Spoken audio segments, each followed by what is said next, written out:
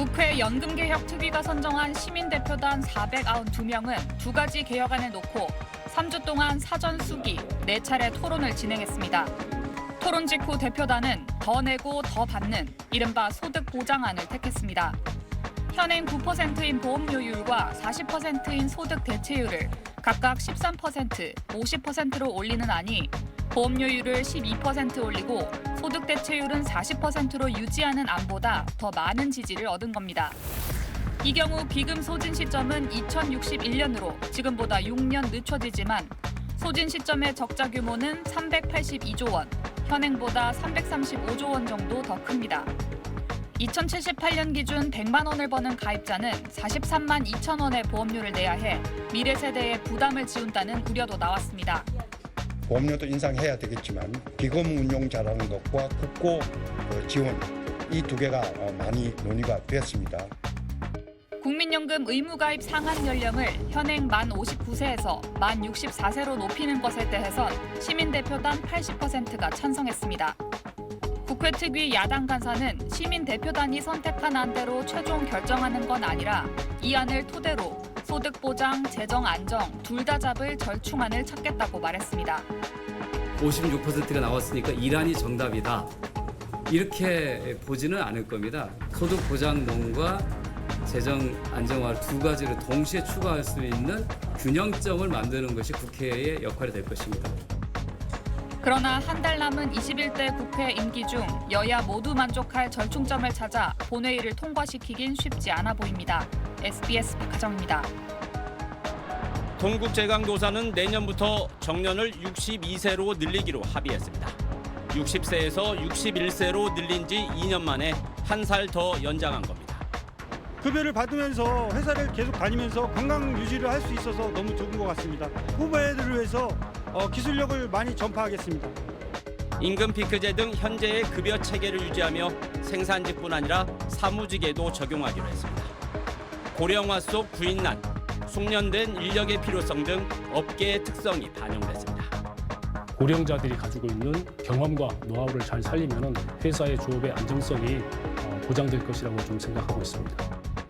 앞서 일부 중소, 중견기업과 공기업들도 정년을 연장한 사례가 있습니다. 기업들은 올해 단체 협상의 최대 쟁점으로 정년 연장을 꼽고 있는데 HD현대중공업과 LG유플러스 노조 등은 이미 정년을 65세로 연장해달라고 사측에 요구한 상태입니다. 국민연금 수급 개시 연령이 65세와 연계해서 정년 연장을 해야 된다는 입장이고요. 법률 개정 등을 추진할 계획입니다. 기업들은 인건비 상승과 청년 채용 감소 등의 이유로 정년 연장보다는 계약직 등으로의 재고용을 선호하고 있습니다. 퇴직 후 재고용 같은 유연한 정책을 기업들이 자율적으로 선택할 수 있도록 하는 정책 추진이 바람직합니다. 지난 총선에서 국민의힘은 노사 합의를 통한 계속 고용제도 활성화를, 민주당은 중소영세기업 정년 연장 우선 추진을 공약으로 내걸었습니다. 민주노총도 청년과 비정규직보다 장년과 정규직의 혜택이 쏠릴 수 있다며 정년 연장 법제화에 신중한 입장이어서 사회적 합의를 도출하기 위한 논의가 더 필요한 상황입니다. SBS 김치선입니다. 더 내고 더 받기가 핵심인 이번 연금 개혁안으로 앞으로 가장 많은 보험료 부담을 지게 될 미래 세대의 입장이 정작 연금 개혁 논의에서는 제대로 반영되지 못했다는 지적이 거셉니다. 정책 당사자 중 하나인 청년 세대가 과소대표됐다는 겁니다. 공론화위의 이번안은 지난 3월 노동자부터 사용자, 수급자, 청년까지 각각의 이해관계 집단의 대표성을 반영한 36명의 공론화위 의제 수기단이 진행한 2박 3일 워크숍에서 도출됐는데 이 중 시민단체 소속 청년을 제외하면 개인 자격의 청년은 5명이었습니다. 또 이날 설문조사를 한 시민대표단 500명은 만 18세 이상의 현재 인구 비율대로 구성됐는데 아직 태어나지 않은 미래 세대를 비롯한 청년 대표군을 대표단에 포함해야 하는 것 아니냐는 논의도 있었지만 전례가 없었다는 이유 등으로 채택되지 않았습니다. 공론화위가 도출한 안대로 개편하면 2061년 기금이 고갈되고 누적 적자폭이 2093년 기준 702조 원 넘게 증가해 현행으로 갈 때보다 폭증합니다. 기금 고갈 이후 매년 보험료를 걷어 연금을 주는 방식으로 전환하면 보험료율이 급등해 2078년 소득의 최고 43.2%를 보험료로 내야 합니다. 시민대표단은 국민연금 의무가입 상한 연령을 현재 59세에서 64세로 올리는 방안에도 찬성했습니다. 개편안 공개 이후 기성세대보다 더 많은 부담을 지게 될 MZ세대 사이에서는 차라리 안 내고 안 받고 싶다는 인식까지 확산되고 있습니다. 더 큰 문제는 논의 과정에서 아예 반영되지 않은 앞으로 태어날 미래 세대입니다. 안철수 국민의힘 의원은 지난 18일 성명서를 통해 20세 이하와 그 이후 출생 세대를 구체적으로 언급하며 현재 시점에서 누군가는 이들의 입장과 이해를 반드시 대변해야 한다며 공론화위가 이들의 입장과 이해를 반영할 제도적 장치를 반드시 마련해야 한다고 강조했습니다. 그러면서 현재 성인 세대만으로 미래 세대의 삶을 일방적으로 결정해서는 안 된다고 지적했습니다. SBS 김민정입니다. 가파른 고령화로 국민연금 고갈에 대한 우려가 커지면서 올해 초 국회 연금개혁특별위원회가 공론화위원회를 출범시켰죠. 이 공론화 과정에 참여한 시민대표단이 더 내고 더 받는 개혁안을 선택했습니다. 이 결정이 실제 연금개혁으로도 이어질 수 있을지, 이어진다면 어떤 영향이 있을지 또 박연미 경제평론가와 자세히 짚어보겠습니다. 문화님 어서 오세요. 안녕하세요. 네, 시민대표단 더 내고 더 받는 쪽을 선택을 했습니다. 이 소득 보장안, 재정 안정안 이 두 가지가 있었는데 소득 보장안을 선택한 거죠. 네. 어떤 내용입니까 이게 정확히? 소득 보장안이라는 건 그러니까 더 받는 데에 중점을 두고 있는 네. 그런 안입니다. 재정 안정안이라는 건 더 많이 내는 데에 중점을 두고 네. 있는 안인데 말씀하신 것처럼 공론화위원회가 최종적으로 두 가지 안을 일종의 투표에 붙였습니다. 최종적으로 시민대표단이 선택을 한 건 조금 더 내지만 많이 더 받게 되는 일안이었는데요. 네. 소득 보장안을 선택한 분들이 전체의 56%였습니다. 재정 안정안이 당초에 논의를 시작했을 때에는 보다 우세했는데 논의를 진행을 하면 할수록 소득 보장안 쪽으로 기우는 사람이 많았다. 그 공론화위원회에서는 이렇게 설명을 하고 있습니다. 자, 시민대표단을 포함해서 뭐 저도 마찬가지고 네. 국민연금을 운용하는 입장이 아니고 받는 입장 아니겠습니까? 네. 자, 돈 더 주겠다는데 당연히 그쪽으로 표가 몰리는 건 당연한 거 아닐까요? 네, 더 주면 좋죠. 네. 더 주면 좋은데 이제 장기적으로 이 국민연금 개혁을 왜 해야 하느냐를 고민을 해보면 네. 문제가 그렇게 간단하지는 않습니다. 이번에 시민대표단에서도 이런 부분들을 두루두루 살폈다라고는 하는데 492명 중에서 전체 절반 이상이 더 받는 쪽을 선택을 했다. 그러면 이게 언제까지 지속될 수 있느냐 여기에 대한 문제는 여전히 남아있는 거고 네. 사실은 지금 유치원, 초등학교 다니는 친구들이 감당해야 하는 몫이기 때문에 정말 목소리가 반영돼야 하는 어린 세대의 목소리는 어떻게 반영할 것인가 여기에 대한 고민도 남아있습니다. 네. 자, 그런데 1차 설문조사 때는 이른바 재정 안정안, 네. 그러니까 더 내고 같이 받는 안이 더 우세했다던데 그 뒤로 결과가 바뀌었다고 그래요? 어떤 일이 있었길래 결과가 바뀐 겁니까? 네, 시민대표단이 수기하는 과정에 네. 3단계가 있었습니다. 첫 번째 단계가 3월 22일부터 29일 사이였는데요. 그래픽을 보여드리면 저 보라색으로 지금 처리가 돼 있는 부분, 네. 파란색으로 보이는 저 부분이 44.8, 이게 재정 안정안에 네. 대한 당초의 찬성 그 비중이었습니다. 점점 줄어드는 걸 확인하실 수가 있고요. 가장 상단에 있는 하늘색으로 처리되어 있는 부분은 이게 무슨 얘기인지 잘 모르겠다. 당초에 이렇게 답했던 분들이거든요. 사실 잘 모를 만큼 좀 복잡하기도 하죠. 복잡하죠. 그래서 잘 모름이 원래는 한 18% 되었고 네. 그래도 재정 안정, 그러니까 국민연금 뼈대를 유지해야 하지 않겠어 이쪽이 우세했는데 논의를 하고 국민연금에 대해 배우면 배울수록 소득 대체율을 높이는 게 중요하지 않겠어 이쪽으로 의견이 쏠렸다는 뜻이고 최종적으로 세 번째 최종적인 안이 결정이 될 때에는 잘 모른다고 답한 분은 1% 수준에 그쳤습니다. 자, 이번 개혁안 논의를 이끌어온 김상균 국회 연금개혁특위 공론화위원장은 연금개혁의 필요성에 대한 공감이 이루어졌다는 것 자체가 큰 성과라고 평가했습니다.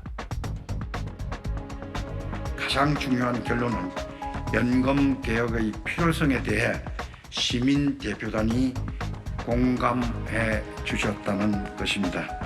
지금부터는 국회의 시간이라고 생각합니다. 시대적 과제인 연금개혁이 이번 국회 임기 내에 조속히 이루어질 수 있도록 많은 지지와 응원을 보내주시기를 부탁드립니다. 보험료도 인상해야 되겠지만 기금 운용을 잘하는 것, 기금 운용 잘하는 것과 국고 지원 이 두 개가 많이 논의가 됐습니다. 네, 이번 개혁안 500명 가까운 시민대표단이 4차례 토론 끝에 내려놓은 이 결정인데 네.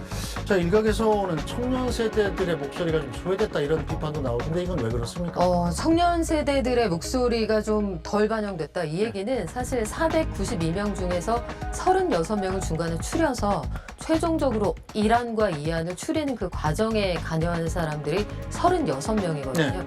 그런데 시민단체에 속해 있는 사람 말고 정말 개인으로서 속해 있는 그 수기단에 합류한 사람은 5명밖에 안 된다, 청년층에. 근데 이게 연령층에 따라서 어느 정도로 배분을 할 것이냐 이걸 또 고민해보면 네. 얘기가 달라질 수는 있습니다만 그런 비판 속에서도 결과적으로 청년층 그 투표단, 청년층 대표단이 어떤 안을 선택했는지를 보면 얘기가 좀 달라집니다. 우리는 재정 안정을 통해서 장기적으로 내가 수급할 때쯤 받을 수 있게 해달라고 네. 선택을 하지 않았을까 이렇게 예상을 했는데요. 세대별로 지금 어느 안을 더 선호했는지 보면 18세에서 29세까지는 소득 보장안을 선택한 사람이 더 많았습니다. 그래요? 53%. 그러니까 전체 응답한 청년층 절반 이상은 더 주세요. 이렇게 선택을 했다는 거죠. 다만 청년층 가운데에서도 20대까지는 그렇게 선택을 했는데 30대의 경우에는 그래도 재정 안정을 보장하는 안이 낫지 않겠느냐. 네. 이쪽이 소폭 우세했습니다. 이 청년들이 더 내고 더 받는 쪽을 선택한 이유는 뭡니까? 청년층에서 그 일단 결이 좀 다르죠. 20대까지와 30대 사이에 의견이 좀 나뉘는데 20대까지는 최근에 비혼 그리고 아이 낳지 않는 문화 이런 것들도 좀 반영이 된 것으로 보입니다. 어차피 우리 가족은 나 혼자로 끝날 가능성이 크다. 그러면 아예 안 날 거다? 내가 나한테 주고 내가 나한테 받을 때 확실하게 받는 편이 좋겠다. 이렇게 선택하신 분들이 상대적으로 많았고요. 네. 연령층별로 말씀을 드리면 18세에서 29세면 아직까지는 본격적으로 사회생활, 경제활동을 하지 않았을 가능성이 좀 있고 30대의 경우에는 혼인하신 분들도 좀 계실 테고 육아하는 과정에 생각을 해보면 장기적으로 재정 안정성이 중요하다. 이쪽에 공감하셨을 가능성이 커 보입니다. 네. 자, 그런데 이 토론이 진행되는 과정에서 자, 과연 미래 세대들이 얼마나 큰 짐을 져야 되냐 이 부분에 대한 설명이 좀 부족했다 이런 지적도 나오더군요. 그렇죠. 그런 것들을 보여주는 게 단적으로 현재 상황대로 일안을 선택했을 때에는 소득 보장안을 선택했다. 그러면 누적된 적자가 향후에 얼마나 될 것이냐 이런 것들에 대한 설명이 좀 부족했다는 얘기가 나오는 건데 소득 보장안을 일안을 선택을 했는데 이제 기금 고갈 시점은 7년이 뒤로 미뤄집니다. 네. 다만 그 고갈되는 시점에 누적되는 적자는 700조 원을 넘어가는 상황이기 때문에 이런 것들을 과연 충분히 숙지하고 투표를 했겠느냐 여기에 대한 고민이 하나 있는 것이고요. 네. 재정 안정안을 선택했을 때는 그 기금이 고갈되는 시점을 그거보다 1년 더 뒤로 그러니까 8년 뒤로 미룰 수는 있지만 하지만 고갈되는 시점에 적자가 아니라 오히려 그 기금이 흑자로 돌아서는 거 우리가 볼 수가 있다. 흑자로 돌아선 걸 본 이후에 고갈에 이르르기 때문에 전체적으로 보면 재정에 부담을 주는 안이 어떤 것인지에 대해서 충분히 고민할 시간이 부족했다. 이런 지적들이 있습니다. 네, 어쨌든 뭐 보험료 부담이 좀 커진다 할지라도 내가 낸 돈을 제대로 돌려받기만 하면 큰 문제는 없는 건데 네. 자, 문제는 이 개혁안대로 가더라도 결국은 기금 고갈을 막을 방법은 없다는 건 아니겠어요? 그렇죠. 일단 국민연금이라는 것의 컨셉이 전 국민이 내는 갯돈이라고 생각을 네. 했으면 아이를 낳지 않고 청년 세대가 줄어든다는 건 개원이 줄어든다는 뜻입니다. 그렇죠. 그런데 먼저 개를 타가시는 분들이 넉넉하게 받아가시면 돈주머니는 작아질 테고 돈을 내야 하는 사람은 줄어들 테니 그 사람들이 내야 하는 돈이 늘어나는 거죠. 이런 것들에 따라서 계산을 해보면 2078년을 기준으로 할 때 국민연금 보험료율이 43.2%까지 올라갑니다. 이 정도 내야 유지가 된다는 거니까 한 달에 100만 원 버는 사람이 43만 2천 원을 내야 된다는 얘기니까 네. 사실상 현재 구조대로 혹은 일안을 선택해서 고갈 시점을 뒤로 미룬다고 해도 근본적인 문제가 해결되지는 않는다는 얘기입니다. 네, 어쨌든 노동 시민단체들은 시민대표단의 선택을 환영하면서 이젠 국회가 답을 내놓아야 할 때라면서 입법을 촉구했습니다. 시민대표단 다수는 더 내고 더 받는 국민연금 강화를 선택했습니다. 시민대표단이 공론화는 끝났고 이제 국회의 시간입니다. 지금을 사는 고단한 시민들이 노후 보장을 조금이라도 더 든든하게 만들고 노후 빈곤 위험에서 벗어나게 만드는 진짜 연금 개혁이 필요합니다. 국회가 이제 시민들이 부름에 응답해야 할 것입니다. 자, 이 더 내고 더 받는 안에 대해서 노동시민단체 또 야당은 좀 찬성하는 입장이고, 자, 여당은 그런데 개혁이라고 개혁안에 좀 난색을 표하고 있지 않습니까? 네. 21대 국회 임기 안에 연금 개혁이 이루어질 수 있겠습니까? 이거 쉽지 않을 것 같습니다. 국민연금 보험료율을 일단 올려야 하는 문제가 있어요. 네. 이란을 선택을 했지만 현재 소득에서 9% 떼가는 거 13%까지 떼가겠다. 이거 올려잡아야 하는데 경기 상황이 만만치도 않고 21대 국회 임기가 올해 5월 29일에 끝납니다. 그렇죠? 그리고 5월 30일부터 22대 국회가 시작이 되는데 네. 지금부터 쳐도 한 달 약간 더 남은 날짜에 아마 21대 국회의원들 방 빼고 방 배정 받고 이런 과정을 생각을 하면 사실상 현재 국회가 제대로 돌아가기는 어려운 상황이죠. 그리고 시민대표단이 내놓은 안을 그대로 수용하는 게 아니라 법안으로 만들어서 본회의에서 통과를 해야 그래야 실질적으로 효력을 발휘하는 것인데 일정상 쉽지는 않을 것 같습니다. 네.